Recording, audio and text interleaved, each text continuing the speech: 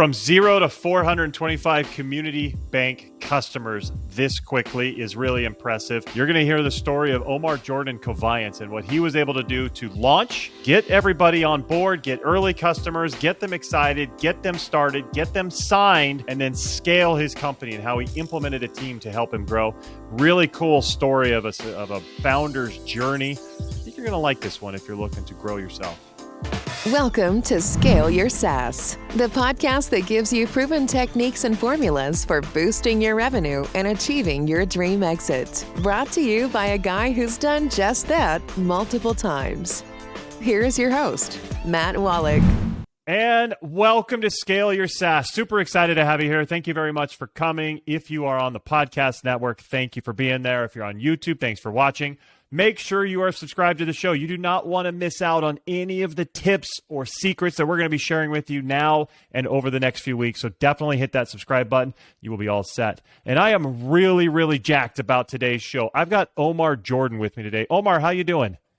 I'm doing great. Thanks for having me, Matt. Excited to be on.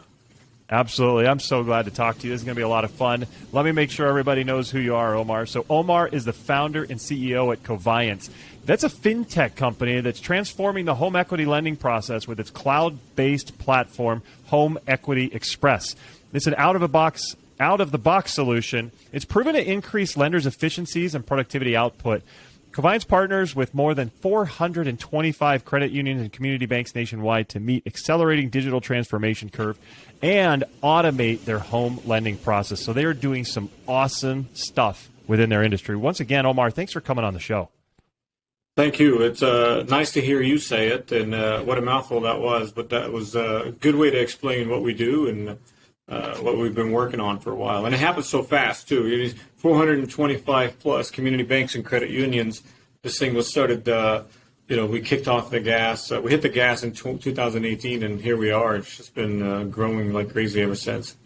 That's so cool. I want to talk about that because sometimes we get so deep into building our companies, and then we step back and we're like, whoa, okay, so it's 425 already. That's cool. Yeah. Tell me, first of all, how did you come up with the idea for this? Where did that come from? Well, back in 2009, 2010, there was some talk about this new governmental entity that was being created called the CFPB, the Consumer Financial Protection Bureau. And the intent behind what the CFPB requires was terrific because it allowed it put some guidelines and guide rails for how lending is done. But the challenge that most community banks and community lenders, credit unions, is they didn't have a floor of attorneys and compliance pool of talent like maybe Wells Fargo would have or HSBC or some of the big brands would have. So I saw that as an opportunity to come in and help bring some industry experts, some of the industry providers into a single technology platform that allows credit unions, community banks to then lend and be on a compliant level. So initially the idea was to, again, just be that one hub for everything you need when it comes to real estate lending, home equity lending, refinance, purchase lending, and then it just became, and it grew from there, and you onboard some really, really amazing talent, and they help you with the journey and the vision of where we're headed, and and that's starts to something still the same, but it's much better today. Yeah, I love it. It's super cool how that works. It sounds like you've done a great job with it. I want to ask you because, there's the niche of banks and lending institutions, but then you're almost in a sub-niche, a niche of a niche with community banks and credit unions. Was that scary initially to think, did you ever feel like, oh no, are there enough for us? Is it big enough? I know a lot of people who talk to me and they come to me and say, hey, Matt, we want some help growing. And I talk to them about get into a niche and they say, I don't know if that's going to be enough for us. Did you have that fear, Omar?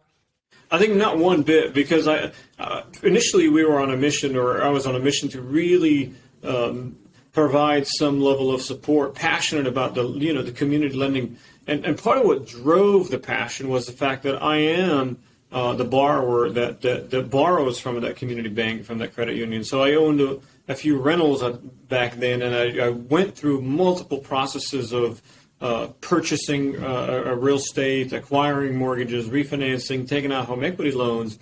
And man, the process was so convoluted. It takes too much. We don't know where we're at in the process as a borrower. So the passion behind fixing that problem is what drove to, put the fear away. And what I knew was that our customers, who are community lenders, are going to be far more receptive to the technology that we bring than maybe the bigger banks. And I think you'll see a lot of fintechs enter this space of real estate lending with sometimes the wrong thought in mind. You look at a mortgage originations that happen, real estate originations that happen on, assuming it's a pie chart, about 80% of that pie chart are what we call the GSEs, the government-backed security loans that get insured and underwritten on the Fannie Mae, Freddie Mac standard, right? But then there's about 20% of that. That's what we call portfolio lending. It's loans that get underwritten and originated and they sit on the credit unions or community banks portfolio. The credit union, the community bank has the power to basically create their own metrics and underwriting requirements and policies around that, as long as it meets the minimum CFPB requirements, FDIC, NCUA, and all of the above. It's a fun place to be able to help them navigate through some of these areas. So, no, did I ever have any fear that it wasn't enough? No, I think it's a massive opportunity for us, and it's been great. We've been able to penetrate a market that most major fintechs today wish they have access to, because everybody always wants to go after Bank of America, HSBC, Wells Fargo, the huge volume, and we're focused on what really matters the most, our community within, and we're making, we're growing a business in the process and hiring good people and just keep scaling. I love it. Such a fun time. I can see the joy that you have in it. I want to ask you, because you mentioned some of the people who start a software company were in that role and they saw struggle and they felt the struggle. So they went out and created a software. You came from outside, and that's where other people come from. They identify an issue from somewhere else outside of the role. But what you need to do in that sense is understand those people and get to know them and become like them. So how did you learn about these bankers and these people that were your target so that you could understand how to approach them and how to work with them?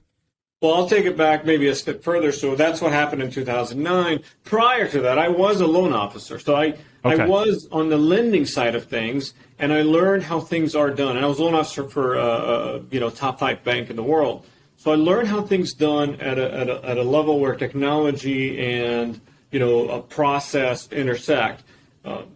When the economy collapsed in 2007, 8, 9, I just took out my 401k and I tried to get a job, as a matter of fact, prior to that at another big bank, and they said, no, we won't hire you as a manager, because I was a manager at that point. I didn't want to take a step back, and you'd have to work your way up. And I said, you know what? Let me just take a crack at this entrepreneurship thing, and one company led to another, and here we are today.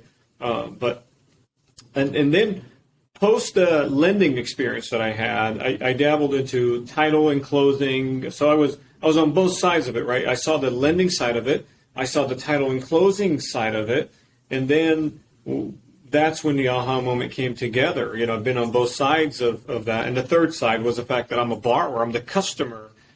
For my customers, right? And I knew that it was possible for us to take a application, a home equity loan application, from point of sale to clear to close in hours, and it doesn't have to be weeks or days, and that's what we're working hard on to do. In fact, I know too much today, and every time I want to refinance my house or take out a home equity loan, I'm like, hey, we're going to get this done tomorrow, right? So, because I know how possible things are in this industry. That's awesome. I love that. And that's pretty impressive to go from weeks to hours. And I've been a borrower, of course, with my own home, but I also have rental properties. So it's annoying. It takes forever. The whole process is frustrating. And then, it's weeks until you finally figure out, can we actually get this deal done? And that's awesome. So the product brings it down to hours. It does, and then a huge reliance on automation, huge reliance on data and algorithms and data intelligence. And there are so many ways for us to take a process that is so manual and automate most of it, if not all of it, to help benefit not only the borrower but create efficiencies for the lenders. The challenge most lenders have is when interest rates go up, home equity lending goes up. And when interest rates go down, refinance and purchase transactions start to go up. So they can't keep up. And we talked to some of our customers 2-3 years ago as they were onboarding. Some of them had to turn off the ability to accept loan applications because they didn't have the bandwidth, the human capital to process all of these applications coming through. And so relying on technology to help automate and help provide efficiencies for your staff ultimately benefits your borrower experience, but benefits your organization. It's a great opportunity for growth. Nobody wants to keep pushing paper. People want to have relationships, especially the borrowers with their loan officers and vice versa. Yeah, absolutely. And that's a scary situation, that which your market was in. It's something that people say, hey, Matt, what if our onboarding slows down or our training slows down and we're not able to bring on as many? Do we stop sales? And I'm always so worried about it. You never want to stop sales. It sounds like some of your customers were in that scenario. That's how bad it got. But just for everybody listening at home, you do not want to ever stop sales because it's not always like a spigot that you can just turn on and off. And so I always preach, do whatever you can to not stop sales. So I'm glad, Omar, that you arrived with a solution to say, hey, you don't have to stop sales. Let's make this process much easier. Let's make it more efficient for you. That's awesome. Yeah, and we're we always say we're not done yet, right? It's we tackle one island. It's what's the next island we're gonna go conquer, and we really do it for love of process, love of community, and as I said, in the meantime, we got tremendous growth in the company. Our investors are happy, and our employees are happy. Yeah, that's awesome. Good for you on that. So I want to go back to some of those early days. Yeah, it's great. You learned this yourself from doing it. You were on the title side as well. You were on the borrower side. You saw all sides, but still, once you have the idea and you have the product, it still can be hard to get those early customers. What did you do to find some early customers and get people to trust you? So I think the biggest thing is I'm not afraid of rejections. Before, a long time ago, I sold vacuum cleaners door to door. So, wow. I've had doors slammed in my face so many times it doesn't hurt anymore. So you've got to make the ask, and I think just be pragmatic and ask for meetings. And hey, if I'm working on this idea, if I was to do something, would you consider it?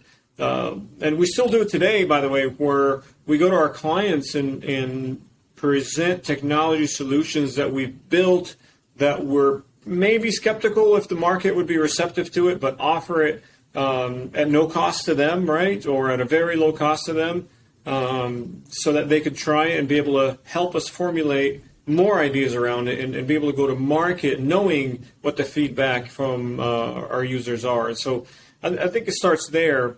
I was talking to a credit union CEO not too long ago out of Texas, and she said to me, one of the things I do when I meet a fintech that wants me to leverage their technology or buy their technology in their startup is I say, hey, why don't I use it for free?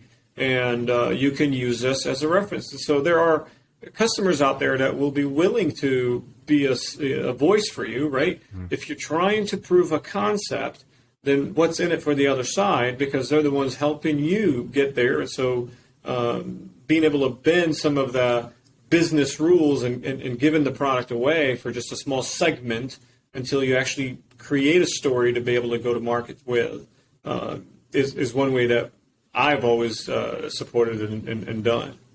I think it's genius, and it's super smart, and it's something I've done as well, and a lot of people just call it their beta period or what have you. But, if you think about it, having those success stories is critical for your marketing. Having people who've actually used it and can say, yep, what they're actually saying is true. It worked great for us. We loved it.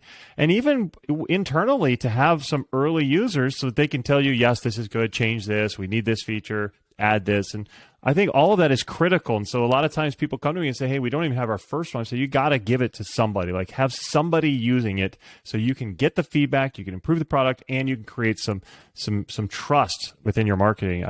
I think well done, Omar. Your best champion, your best salesperson is your customer today. Inviting them on the journey as well.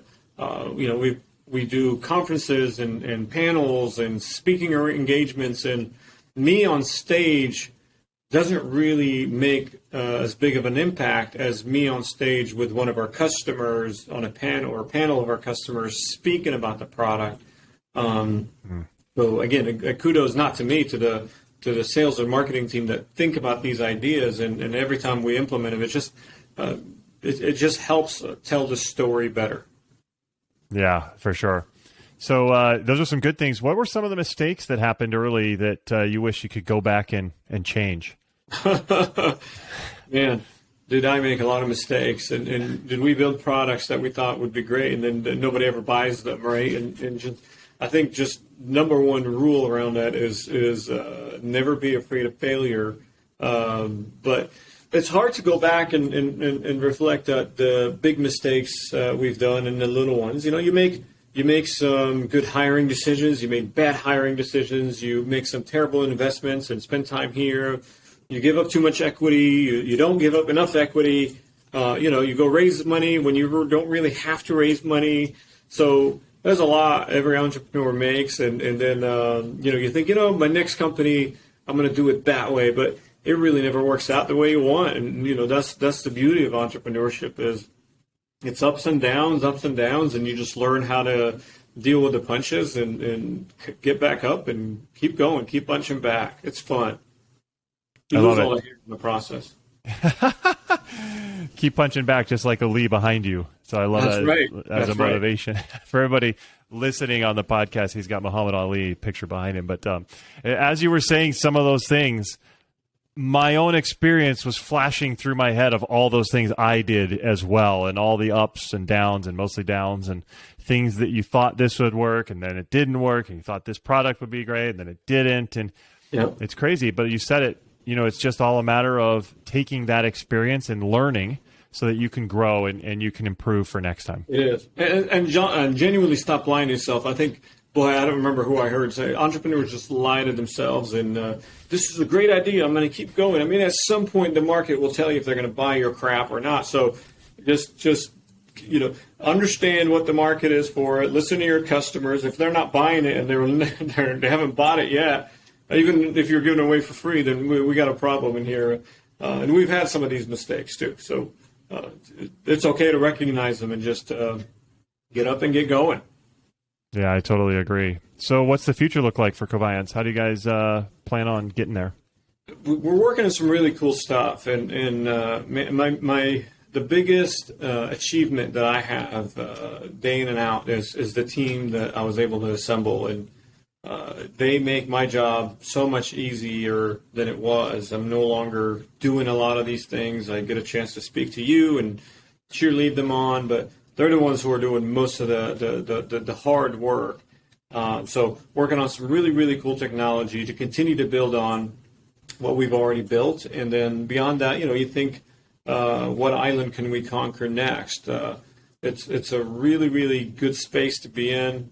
Love our customers, community banks, credit unions. They're just down-to-earth people who really want to make an impact on their communities and just keeping lending local and being able to really help one another. I feel like we're in a place where that's all we need right now, is just to stand up for one another and continue to support each other. That's great. I would agree with that. What advice would you have for some early stage software leaders who are getting started and seeing your story and they're wanting to build a successful business like you did?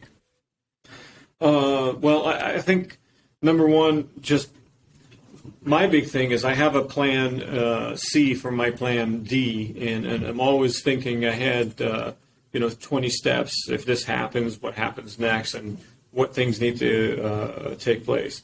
The other one is make sure you surround yourself with the best talent you have access to, and lean on some advisors in your community and show up to events, and if you can't, to connect and network. But I just remember starting out there was so many people in our small community, and we live in Des Moines, Iowa. We call it Silicon Valley. Corn around. Love it.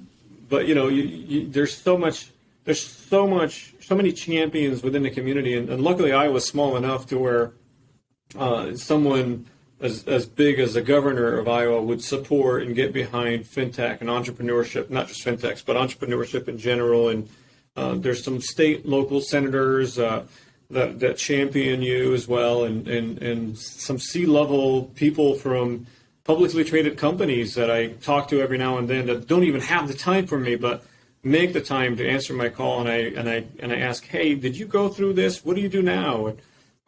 My board of directors are terrific. My advisors are. I'm always asking questions, but I know when not, too much is too much, and I know when to ask and reach out and really be precise, because everyone is busy, but everybody wants to help at the end of the day. And so I think that's great advice. And obviously lean on your resources. That's something I've always been taught, is use your resources. If you have people who are wanting to help you, you have mentors or community leaders or anybody who wants to kind of help you along, I think that's great. I also am going to take that as a plug for coaching with Matt Wolach. So you heard it right here. Omar said, go find somebody who can help you do it. There you go. But no, Omar, this has been awesome. I really appreciate you coming in and sharing your story, and what you guys have done with Coviance is fantastic. So how can our audience learn more about you and Coviance? Well, check us out on LinkedIn. Follow me on LinkedIn. That's the only social media platform that I just really spend too much time on. Not too much time, any time on. So LinkedIn, Omar Jordan, Coviance as well on there. And then if you're a lender or a community bank, a credit union that's interested in learning about our product, please go to our website, coviance.com, and check us out. We'd love to show you what we do. Perfect. We'll put all that in the show notes as well, so if you're listening, you'll be able to see it there. Omar, this has been fantastic. Thanks for coming on the show. Thank you so much, Matt. This is fun. Please invite me some more. Absolutely. It's been fun for me as well. And everybody out there, hope you enjoyed it also. So make sure you're subscribed. Don't forget to do that. And then we will see you next time. Take care. Thanks for listening to Scale Your SaaS. For more help on finding great leads and closing more deals, go to mattwolach.com.